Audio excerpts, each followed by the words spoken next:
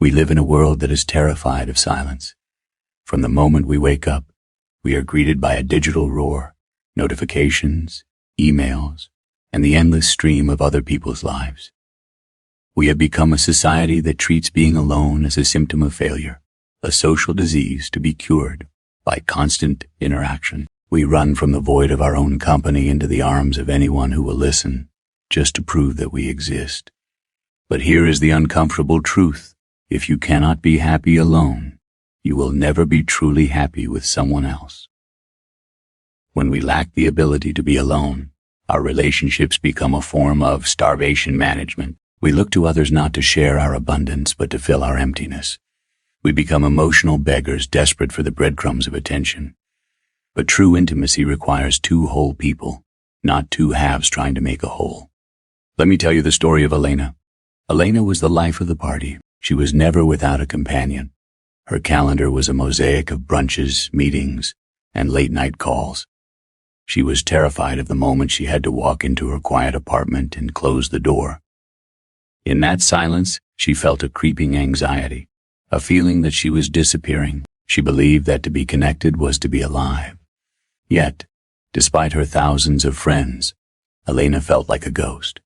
Her relationships were wide, but shallow, like a puddle that evaporates in the first heat of conflict. One autumn, Elena traveled to a remote island to visit an old family friend, a retired pearl diver named Captain Soren.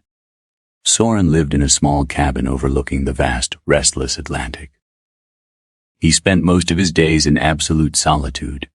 Elena asked him, "Captain, don't you get lonely here? I would lose my mind without someone to talk to."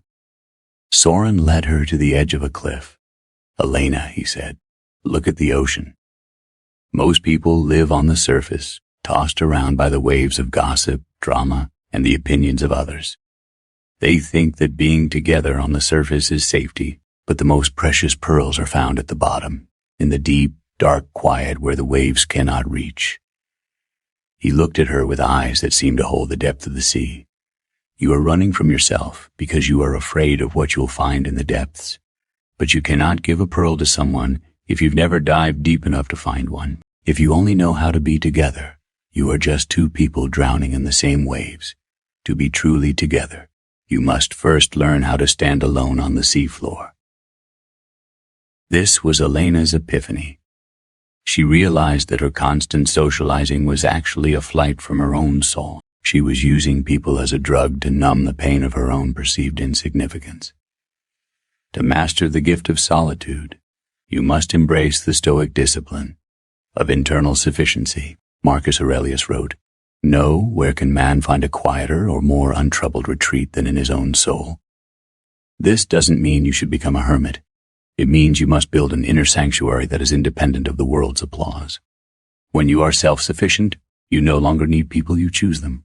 This is the foundation of true control. This requires the art of letting go. You must let go of the fear of being left out. You must let go of the idea that your worth is a reflection of your social calendar. In the Zen tradition, there is a beauty in Ma, the space between things. A song is made of notes, but it is defined by the silence between them. A relationship is the same.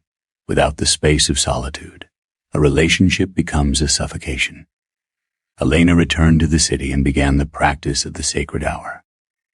Every day she spent 60 minutes in absolute solitude. No phone, no book, no music. At first, the silence was deafening. The old anxieties screamed for attention. But she maintained her discipline. She sat with the discomfort.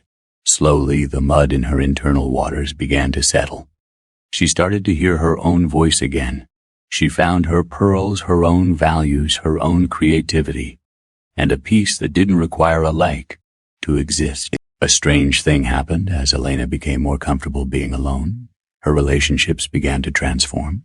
She stopped being a people pleaser. She stopped being the anxious friend. Because she was no longer hungry for validation, she could finally be a source of strength for others. Her connections became fewer, but infinitely deeper. She was no longer two halves looking for a whole. She was a whole person sharing her light with others.